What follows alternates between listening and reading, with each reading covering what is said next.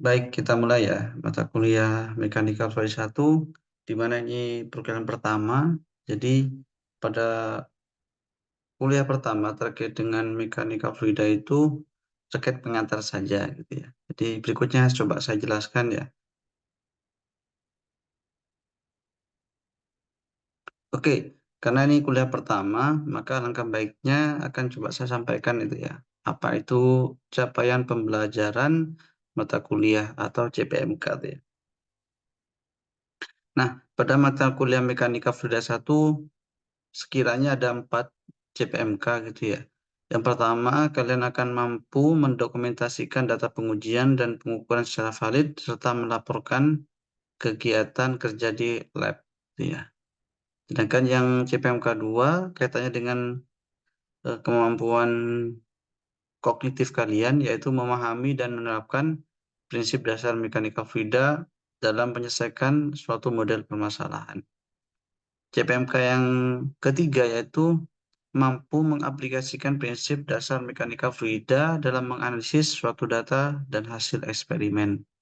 Sedangkan yang terakhir yaitu mampu menganalisis dan merumuskan suatu permasalahan di bidang teknik mesin menggunakan prinsip mekanika fluida. Jadi pada tahap CPMK 2 dan 4 maka akan mempertajam sifat atau kemampuan kognitif kalian, yaitu memahami, menerapkan, menganalisis dan merumuskan gitu ya. Kalau saya kasih mark di sini adalah kata kunci adalah memahami dan menerapkan itu. Sedangkan di CPMK yaitu dia naik lagi, yaitu bagaimana kalau menganalisis dan merumuskan gitu ya. Nah, sedangkan CPMK 1 dan 2 yaitu kaitannya dengan hal-hal yang berbau kegiatan di lab ya. Dalam hal ini untuk mekanika fluida 1 kalian akan mendemokan nanti gitu ya. Demo apa Pak? Nanti coba saya sharing ya dia mata kuliah ini ya. Mendokumentasikan, terus mengaplikasikan prinsip mekanika fluida gitu ya. Oke, karena kita punya CPMK, maka berikutnya adalah kita punya yang namanya sub CPMK atau bahan kajian. Kenapa? Logika dasarnya dari mata kuliah adalah ada CPMK dan berikutnya adalah diturunkan dalam bentuk sub CPMK atau dengan kata lain adalah bahan kajian yang akan kita bahas dari minggu 1 sampai minggu ke-16 gitu ya. Nah, begini kira-kira pertanyaan. Jadi bab 1 di buku panduannya ya atau buku pegangan textbook yang akan kita pakai akan dibahas dari week 1 sampai week 2 itu bab 1, yaitu terkait dengan pendahuluan atau introduction ya. Nah, berikutnya di minggu atau pertemuan 3 sampai 5 kalian akan belajar terkait dengan konsep dasar. Sedangkan bab 3 kalian akan belajar terkait dengan statika fluida gitu ya. Dan di bab 4 yaitu pembahasan terakhir dari mekanika fluida 1, kita akan membahas, mendiskusikan, menganalisis dan merumuskan gitu ya. Sehingga kalian punya pemahaman nanti terkait dengan persamaan dasar kontrol volume dalam bentuk integral gitu ya. Yaitu di minggu ke-9 sampai 15. Pak, kenapa nggak ada minggu 8? Karena minggu 8 adalah minggu UTS, sedangkan minggu 16 adalah minggu UAS gitu ya. Nah, di slide berikutnya coba akan saya bahas terkait dengan asesmen atau penilaian yang akan menjadi evaluasi dari CPMK 1 sampai 4 tadi itu, Pak kita. Sehingga kalian akan memiliki nilai yang memenuhi CPMK tadi itu ya. Nah, yang pertama saya kasih poin A yaitu 50% terkait dengan problem based learning gitu ya. Yaitu coba saya jawantahkan dalam bentuk 4 poin gitu ya. Poin yang pertama coba saya tekankan yaitu tugas 1. Tugas 1 kalau kalian lihat ke atas lagi adalah memenuhi CPMK 2 yaitu terkait dengan aspek kognitif kalian yaitu memahami dan menerapkan gitu ya. Sedangkan untuk poin 2 sama itu 20% dari evaluasi tengah semester yaitu kalian akan dievaluasi ke pemahaman kalian terkait dengan CPMK 2. Nah, berikutnya adalah tugas 2 kaitan dengan CPMK 4, sedangkan yang 20% berikutnya adalah EAS, evaluasi akhir semester CPMK 4. Artinya apa? Semua CPMK 2 dan 2 dan 4 ini adalah aspek kognitif kalian yang akan kita evaluasi gitu ya. Makanya saya sudah petakan tadi CPMK 2 dan 4 itu kognitifnya. Kalau CPMK 2 terkait dengan memahami dan menerapkan, sedangkan CPMK 4 adalah menganalisis dan merumuskan tadi itu ya. Nah, sedangkan poin B yaitu project based learning gitu ya. Sehingga kalian akan dikasih semacam project gitu ya. Sebenarnya eh, project ini kalian akan melakukan demo di lab ya. Manometer itu ya. Tidak perlu buat laporan praktikum karena di Mekanika Fluida 1 tidak ada praktikum, cukup mendemo. Artinya kalian akan dibuat semacam kelompok melihat kakak kelas kalian, aslabnya, bagaimana mendemokan manometer, sehingga kalian mengamati, mencatat, dan berikutnya 30%-nya adalah kalian mempresentasikan hasil demo dari manometer namanya itu ya. Nah, kenapa Pak? Ya ini, untuk memenuhi CPMK 3 dan CPMK 1. CPMK 3 kalian mampu mengambil data gitu ya, di lab gitu ya. Sedangkan CPMK 1 secara gampang, dia kalian mampu mempresentasikan, mempertanggungjawabkan apa yang sudah kalian lakukan gitu ya. Dalam hal ini nanti presentasi di kelas gitu ya. Nah, nilai akhirnya maka merupakan penjumlahan dari 50% dari poin A dan 50% dari poin B, sehingga 100%. Maka itu adalah nilai yang akan Anda dapatkan dari Mekanika Fluida 1 ini. Tetapi jangan lupa bahwa dari masing-masing CPMK ini akan kita evaluasi. CPMK 2 akan kita evaluasi, CPMK 4 akan kita evaluasi, CPMK 3 akan kita evaluasi, CPMK 1 akan kita evaluasi. Jadi CPMK mana yang sekiranya kalian akan nanti kurang nilainya gitu ya, akan kita evaluasi juga. Oke, berikutnya adalah terkait dengan referensi atau textbook yang kita pakai. Secara umum kita itu menggunakan 3 referensi gitu ya. Yang pertama punyanya Fox and McDonald Introduction to Fluid Mechanics gitu ya. Di mana bukunya adalah yang warna hitam gitu ya. Sedangkan berikutnya sebagai pendukung bisa kalian punya juga gitu ya, yaitu terkait dengan yang ini. Yang Fluid Mechanics karangannya Frank M. White gitu ya. Sedangkan berikutnya yang ketiga punya Cengel yaitu Fluid Mechanics Fundamental and Application yang ini. Tapi yang sangat kita anjurkan adalah yang sangat ini karena ini adalah lebih praktis gitu ya. Oke, saya kira nggak ada masalah di sini gitu ya. Tinggal kalian nanti harus punya bukunya ya. Saya sarankan punya hard copy-nya tuh ya sebagai persyaratan kuliahnya ya. Nah, berikutnya adalah karena ini perkuliahan pertama, maka tatipnya perkuliahan atau tata tertib perkuliahan harus saya sampaikan. Dan harus kalian benar-benar concern di sini karena ini mencakup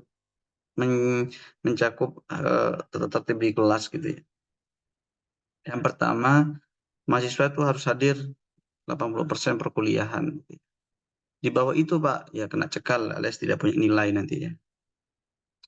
Nah, keterlambatan untuk datang kuliah, saya batasi kalian maksimal 20 menit setelah mulai kuliah. Ya. Atau setelah kita mulai pembelajaran. Di atas itu saya usir nanti. Nah, setiap mahasiswa wajib memiliki hard copy textbook utama. Gitu ya. Jadi textbook utama yang tadi itu yang punyanya McDonald, Fox McDonald harus kalian punya. Hard copy ya. Hard copy ya. Harus kalian entah gimana caranya harus dapat gitu ya. Bisa. Oke, berikutnya adalah keempat, wajib mengikuti semua asesmen itu ya, yang di atas saya sampaikan itu. Dia harus ikut semuanya kalian. Kira-kira itu ya tertibnya ya, ada 4 aja ya yang mulut-mulut. Tapi yang paling penting adalah kalian harus hadir 80%, tidak boleh terlambat, punya copy dan ikuti semua asesmennya ya. Di luar itu mungkin ada nanti tata perkuliahan yang akan kita lewati bersama nanti ya. Berikutnya kita masuk ke materi ya, karena materinya singkat aja dulu gitu ya. Kita di Mekanika Fluida 1 di bab 1 yaitu terkait dengan pendahuluan atau introduction gitu ya. Pada introduction itu sebenarnya ada 5 poin yang akan kita bahas. 1.1 terkait dengan definisi fluida, 1.2 ruang lingkup mekanika fluida, 1.3 persamaan dasar, 1.4 metode analisa. Sedangkan 1.5 dimensi dan unit gitu ya. Nah, namun pada pertemuan ini kita coba bahas yang singkat, yang sederhana dulu, yang singkat padat dulu, yaitu terkait dengan apa itu fluida. Harus kita florkan apa itu fluida karena mata kuliah kita adalah mekanika fluida. Jadi kalian harus tahu dulu apa itu fluida. Nah, kira-kira apa itu fluida? Nah, ada yang bilang air. Apakah salah, Pak? Enggak, benar juga gitu ya. Air juga merupakan dari fluida, tetapi bukan merupakan definisi fluida. Tetapi air adalah contoh dari fluida gitu ya. Udara. Nah, pun demikian dengan udara, udara bukan definisi dari fluida, tetapi contoh dari fluida itu sendiri. Nah, kalau definisi fluida ya, perlu diperhatikan di sini adalah fluida adalah suatu zat yang akan terdeformasi atau mengalami perubahan bentuk gitu ya, secara terus-menerus atau kontinu jika dikenai tegangan geser seberapa kecilnya tegangan geser tersebut. Jadi kata kuncinya itu. Jadi dia mudah terdeformasi secara terus-menerus atau kontinu jika dikenai tegangan geser seberapa kecilnya tegangan geser tersebut gitu ya.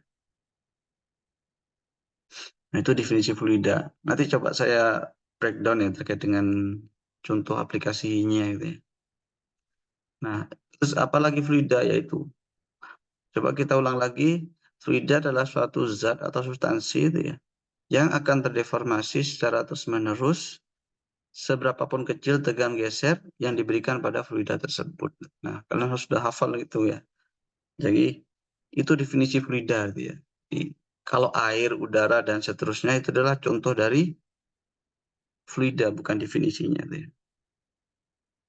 Nah, ini yang saya bilang tadi. Fluida pun biasanya dalam bentuk ada dua yang umum, yaitu cairan atau liquid kan ya, atau dan berikutnya adalah gas atau uap. Air dia liquid ya, minyak dia liquid, udara dia bentuknya gas, selari atau berkertas dia bentuknya, nah ini yang unik-unik nanti ya. Oke, berikutnya coba kita evaluasi dulu ya. Pertama, apakah pasta gigi itu fluida? Pasta gigi di rumah kita apakah fluida atau bukan gitu.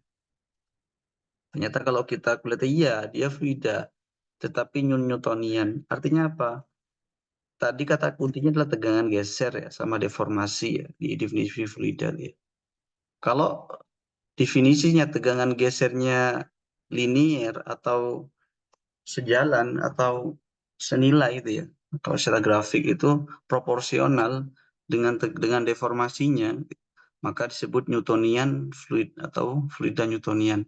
Tetapi kalau tegangan gesernya itu tidak berbanding lurus atau tidak linier bentuknya itu ya. Bukan ini ya. Bukan banding terbalik tapi tidak linier dengan deformasinya itu ya. Maka disebut non Newtonian. Contoh kecilnya adalah kalian punya gelas, terus kalian tuangkan, maka dia akan terdeformasi atau berubah bentuk sampai dia tumpahkan ya kalau kalian tuangkan. Tapi beda hal dengan pasta gigi itu ya. Pasta gigi, kalian punya pasta gigi di rumah, coba kalian tuangkan, apakah dia akan jatuh pasta giginya? Tidak. Kenapa? Tegangan gesernya itu perlu ada effort lagi, makanya kalian pencet. Ya. Jadi tegangan gesernya perlu lebih banyak. Artinya apa? Dia tidak linier dengan deformasinya dari fluida itu. Kira-kira itu ya. Nah, berikutnya adalah Yang menguli kita kering mikir tuh ya, apakah api itu fluida, Pak? Jawabannya adalah tidak. Kenapa? Api itu adalah merupakan reaksi kimia, tetapi kalau uapnya di sekitar apinya itu bukan fluida, tetapi entitas dari substansi dari api sendiri itu dia bukan fluida, tetapi bukan reaksi kimia kan ya. Setidaknya dia butuh butuh butuh fuel, sama tetap butuh udara, ya. Butuh bahan bakar, butuh udara, dan butuh pemantiknya yaitu api. Baru muncul namanya api, butuh mantiknya. Bagaimana dengan aspal, Pak? Ini kita bicara dengan wujud fluida tuh ya. Karena tadi kalau pertanyaan satu sama dua itu terkait dengan definisi, kalau yang pertanyaan tiga kita mulai ke dalam bentuk wujudnya tuh ya. Karena fluida itu bentuknya liquid sama gas. Nah, aspal gimana aspal, Pak? Aspal di jalan itu untuk mengaspal jalan. Apakah dia solid, liquid, atau gas? Jawabannya adalah dia solid ketika dingin, tapi liquid ketika hot atau panas itu ya. Artinya apa? Artinya apa? Dia juga fluida sebenarnya. Coba kalau kalian perhatikan itu ya, aspal yang masih ada di tongnya situ, tapi posisinya panas, dia kan bentuknya fluida, liquid sorry. Tetapi solid kalau dia bentuknya sudah dingin gitu ya. Nah, itu. Nah, bagaimana dengan spray? Spray, spray. Apakah dia solid? Jelas bukan, Pak. Liquid. Nah, ini. Apakah gas? Nah, ini ya. Maka jawabannya adalah dia liquid. Sebenarnya dia liquid, bukan gas. Kita kiranya, oh dia campuran, Pak, antara liquid sama gas. Ternyata enggak. Dia sebenarnya liquid, Mas. Pak, gitu ya. Cuman liquidnya itu dia dihembuskan atau didorong oleh udara ya. Sehingga bentuk dari drop-drop kecil gitu ya. Udaranya dari mana, Pak? Tekanan itu ya. Di dalam botolnya situ biasanya. Tetapi pada intinya dia adalah cairan ya, atau liquid ya.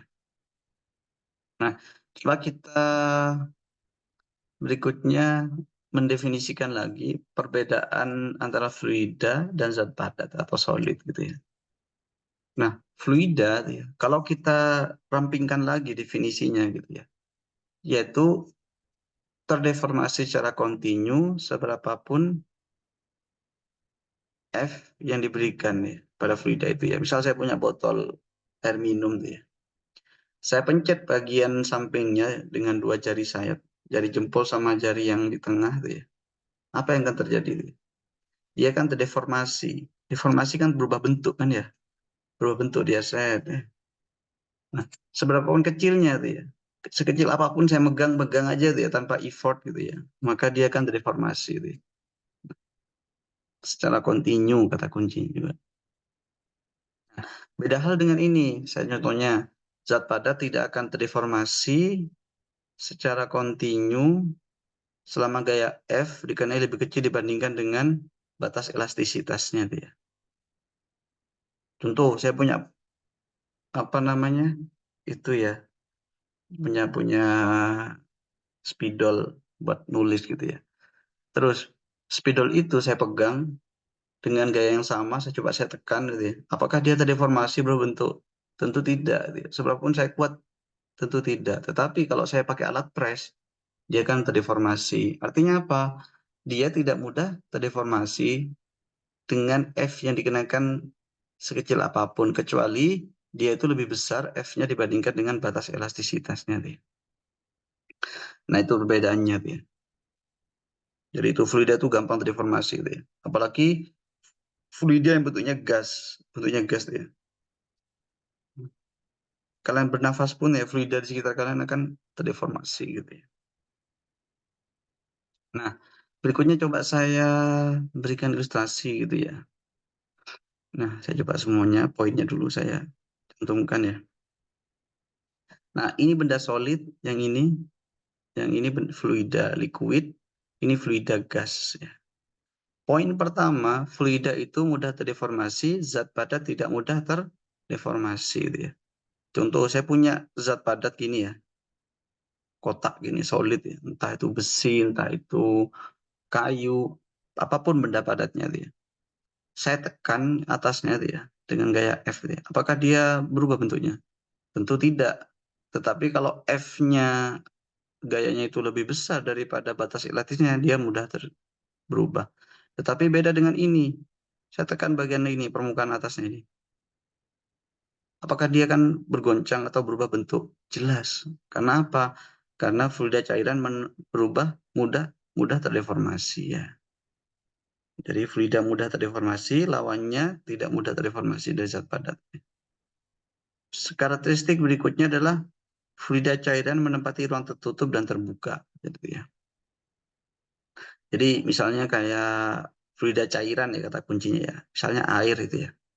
Air itu ya di dalam botol yang ada tutupnya maupun di dalam gelas yang terbuka itu ya. Dia menempati ruang. Menempati apa? Sesuai dengan bentuk dari objek wadahnya kan ya. Kalau bentuknya dia botol ada lengkungannya gitu, dia akan mengikuti bentuk lengkungan dari botolnya. Ya. Tapi kalau bentuknya gelas yang cuman kotak gitu, maka dia mengikuti ruang dari gelasnya itu. Makanya itu adalah karakteristiknya. Nah, karakteristik berikutnya, fluida gas identitasnya atau massa jenisnya jelas jika hanya mendapati ruang tertutup itu ya. Misal, saya punya fluid punya gas apapun itu ya. Terus saya taruh di ruang terbuka gini. Apakah kalian bisa mendefinisikan berapa massa jenisnya?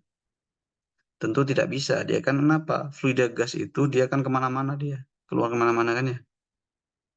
Tetapi beda hal kalau misalnya ini saya tutup bagian sini. Apa yang akan terjadi? Maka kita bisa tahu berapa massa jenisnya di dalam wadah ini gitu ya, atau bejana ini gitu ya, dari gas itu ya. Makanya kenapa kalau kita punya tabung LPG itu ya, nggak pernah ada tabung LPG itu terbuka. Kenapa? Nggak ada yang beli. Kenapa? Karena nggak ada gasnya nanti, gitu ya. Gitu. Jadi mesti ruang tertutup kalau gas. Kalau nggak gitu kita nggak bisa tahu identitasnya itu ya. Nah, berikutnya adalah identitas fluida cairan itu free surface ya. Free surface artinya ketinggian cairan pasti sama di suatu tempat gitu ya. Nah, saya coba ngajak berpikir itu ya. Kan tahu nggak kenapa ketinggian gunung dan ketinggian pesawat diukur terhadap permukaan laut? Kenapa kira-kira? Jawabannya adalah kenapa? Karena air laut itu ya, dimanapun permukaannya laut itu ya, di Selat Jawa, Selat Madura, Selat Sunda gitu ya, sampai yang di Alaska, situ-situlah di luar negeri, dia akan sama. Makanya itu disepakati sebagai titik nolnya dari ketinggian. Makanya dari ketinggian ketinggian gunung, ketinggiannya pesawat, ketinggiannya gedung gitu-gitu ya. Itu diukur dari permukaan laut. Kenapa? Karena kalau kita ukur dari permukaan daratan, sedangkan daratan dari Surabaya sama di Jogja dan di Jakarta itu beda-beda. Artinya apa? Tidak ada keseragaman dari pengukuran gitu ya. Oleh sebab itu disepakati bahwa ketinggian dari suatu objek ya, di permukaan bumi ini diukur terhadap permukaan laut. Kenapa? Karena permukaan laut di sini isinya adalah air, yaitu fluida cairan, memiliki identitas free surface. Ya. Itu dulu. Dan yang coba saya di pertemuan di slide terakhir ini, coba saya berapa poin ya. Yang pertama adalah fluida itu suatu substansi yang mudah terdeformasi sekecil apapun gaya geser yang mengenai gitu ya. Jadi, mudah terdeformasi sekecil apapun gaya geser yang mengenai. Itu adalah fluida gitu ya. Nah, fluida bisa dikategorikan atau di kita bedakan ke dalam dua yaitu cairan atau liquid dan gas ya. Contoh umumnya fluida ada air, udara, minyak dan oli gitu ya. Fluida mudah terdeformasi, zat badan tidak mudah terdeformasi. Fluida cairan menempati ruang tertutup dan terbuka. Dan yang keenam adalah fluida, gas identitasnya atau massa jenisnya jelas hanya jika menempati ruang tertutup gitu ya. Seperti saya bilang, fluida gas itu menempati ruang tertutup baru kita bisa definisikan itu ya, identitasnya. Setidaknya massa jenisnya kita bisa tahu. Nah, identitas fluida cairan itu free surface, artinya ketinggian cairan pasti sama di suatu tempat. Kira-kira itu 7 poin yang kita pelajari untuk pertemuan pertama gitu ya. Harapannya bisa dipahami terkait dengan bab 1 introduction, lebih khususnya 1.1 definisi fluida. Oke, sekian, terima kasih. Minggu depan coba kita akan bahas terkait dengan 1.2 ruang lingkup mekanika fluida, 1.3 persamaan dasar, 1.4 metode analisa, dan yang terakhir adalah 1.5 dimensi unit. Tetapi yang paling penting dari bab 1 selain 1.1 yaitu definisi fluida, yaitu terkait dengan persamaan dasar mekanika fluida dan bagaimana metode analisa dalam mekanika fluida. Karena persamaan dasar mekanika fluida dan metode analisa dalam mekanika fluida akan kalian bawa ke semester berikutnya ya. Kalau kalian meminati di bidang mekanika fluida. Sekian, terima kasih.